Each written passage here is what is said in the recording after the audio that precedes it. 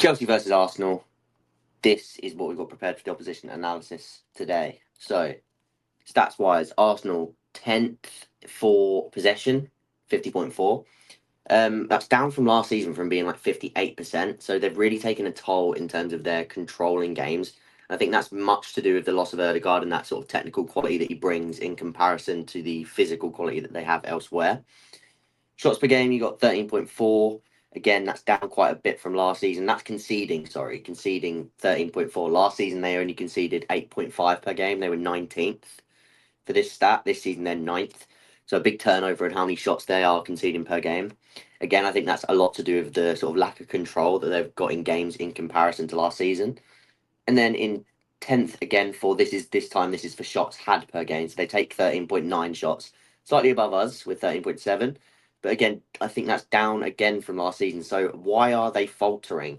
And I think it does come a lot down to the sort of payoff that they've gone for in terms of control and the loss of a little bit of a loss of control in terms of on ball control to sort of have that physical gain where they can win games and gain territory and have a bit more control in terms of territory dominance instead. So, how do they set up? This is sort of the 2-3 that you're going to see a lot of. Of course, they do also have the right back when he retreats fully, but the 2-3 rest defense is something we're going to touch on quite a bit. This was in the Inter game. You can see here, Dumfries, they play very narrow, and when the ball does break, again, this is this scenario here, but he knows there's somebody on his shoulder. But because they're trying to stay compact as one unit, there's always going to be space for that switch. So especially if you win the ball early against Arsenal in these areas of the pitch, it's important to look out for these sort of spaces because, like I say, where they're trying to be compact, there is going to be space where you can exploit.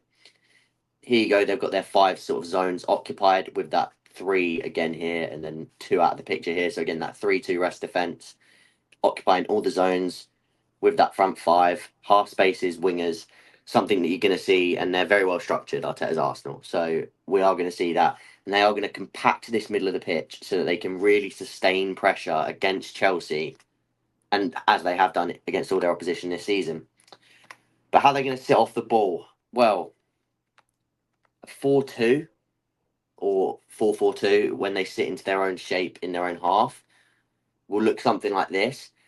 The difference here could be is when one of these guys sort of commits, and it depends how much credit Chelsea or Arsenal want to give Chelsea in that sense, and how sort of passive or aggressive they are, and that will differ depending on Arteta's game plan.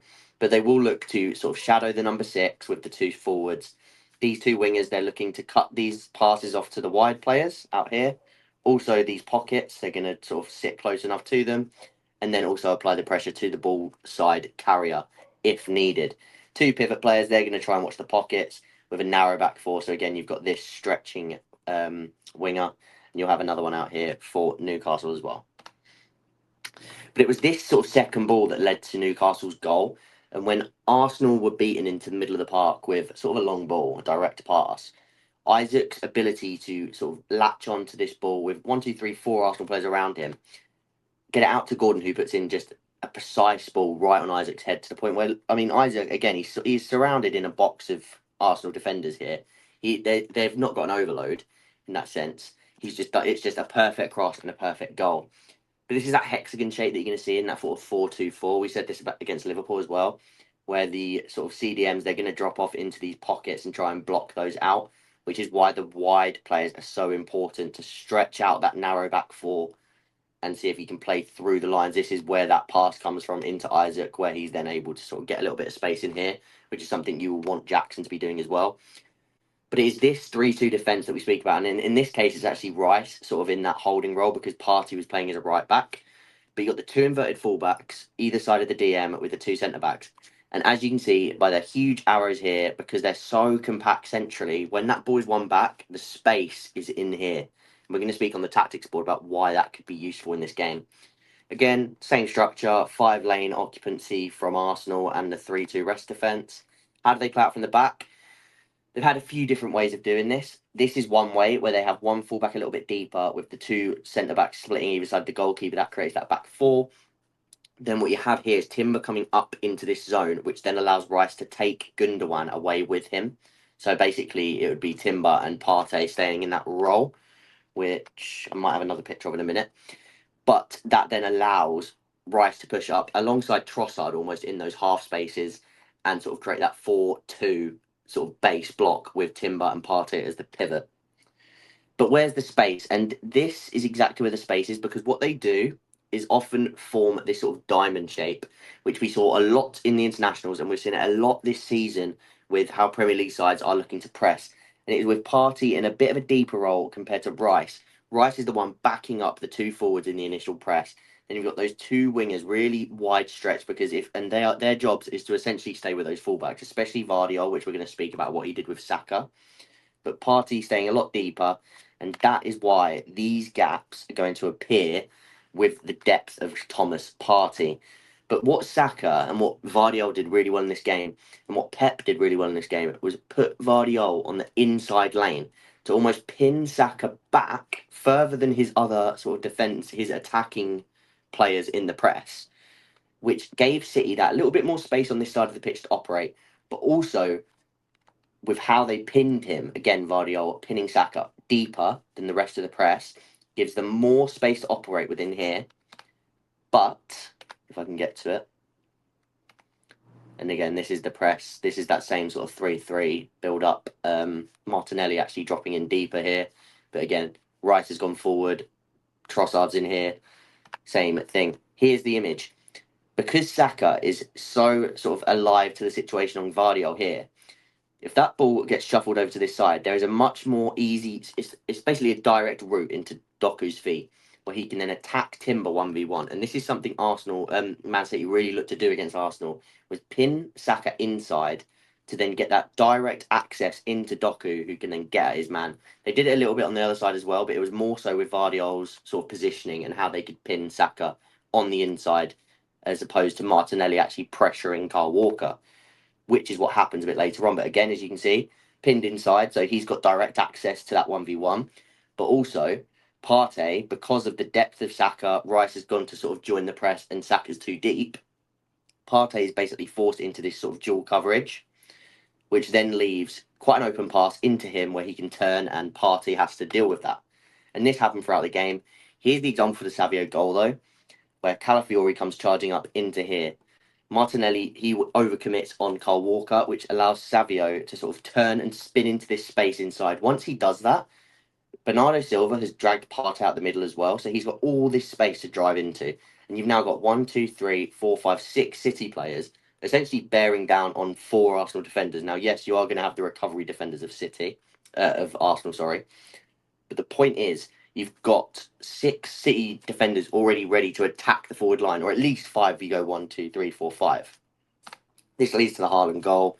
Brilliantly drives into the space. Partey's in no man's land. Slots through Haaland. Easy goal. And again here, I think this is one of the last images. These are the 2 last images before we get into the tactics board. Again, you can see Rice leading that pressure. Partey is off screen because, again, it's that sort of 2-3 first phase of pressure with Partey a little bit deeper in the diamond.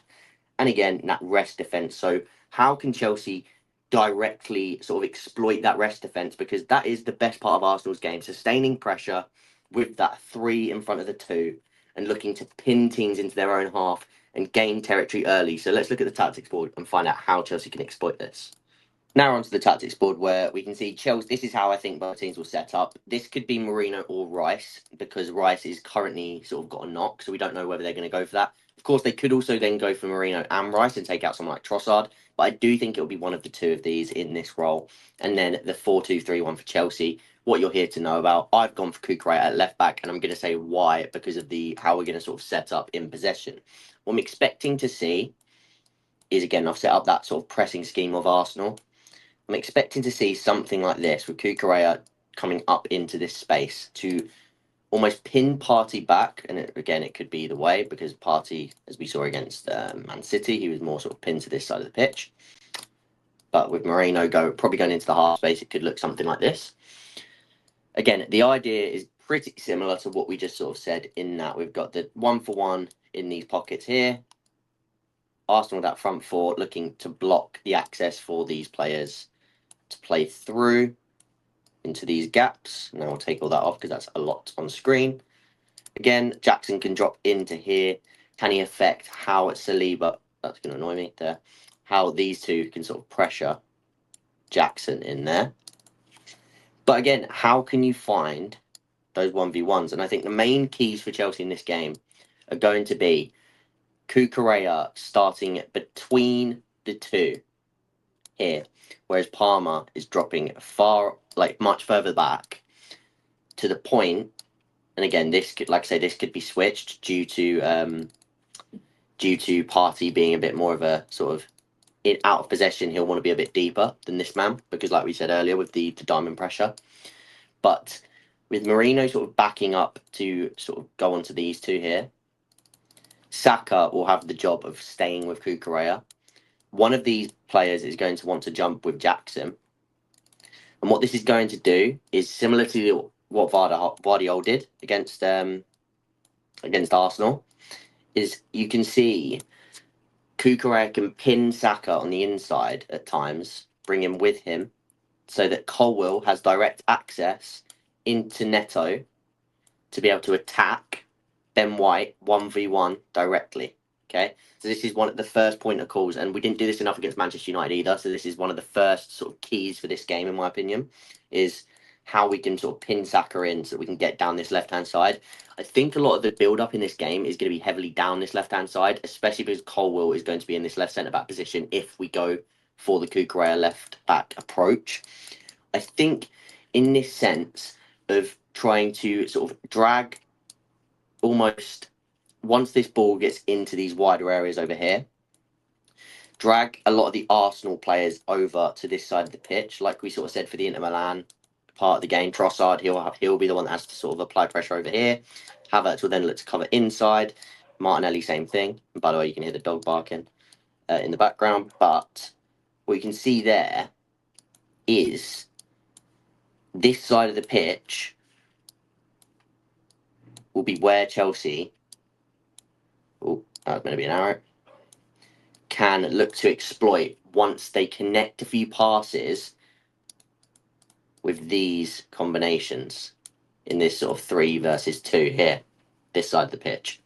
Again, White can press up to make that a 3v3, but he's not going to want to come out of that space too much because Neto's got him for beating on pace. So it will come down to, in my opinion, heavy possession towards the left side and build up, and then looking to exploit down the right. But Chelsea, like I said, they have to be careful on how they can sort of almost defend against that 3-2.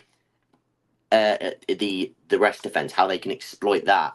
So in terms of exploiting the 3-2 rest defense, what you're going to see more often than not, let me just set this up how I've got it on my other screen. It would be something like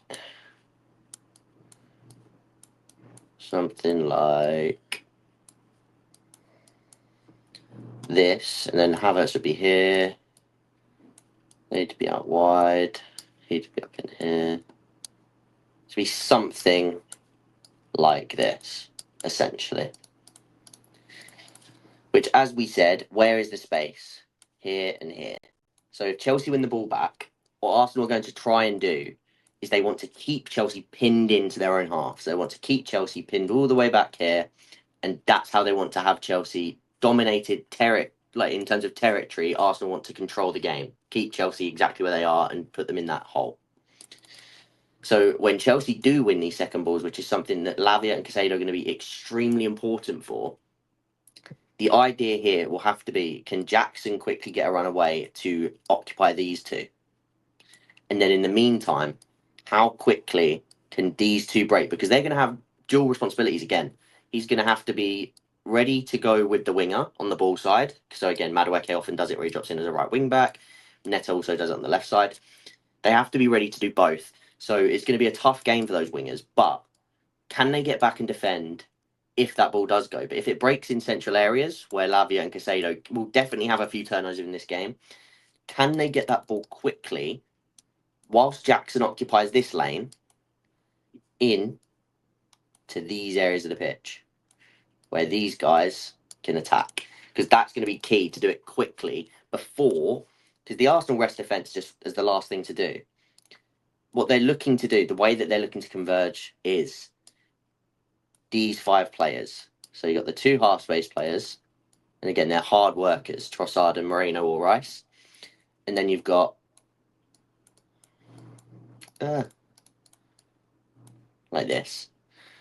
And even Havertz. So you could say 6 because Havertz is a hard worker in that sense. You've got these 6 players here. They're all ready to converge on what is essentially 4 players on the inside of the pitch for Chelsea. In a 6v4 scenario, they're going to win that. They're trying to win that ball back. And the second they get those turnovers, Chelsea are then technically out of position. And that's where they can then find these 3 behind and in the space between the back 4 and the midfield sort of 2 or midfield box, however you want to put it. Or the middle, like the attacking box. So that is where beating the Arsenal rest defence is going to be important, and knowing when to play through or when to play over.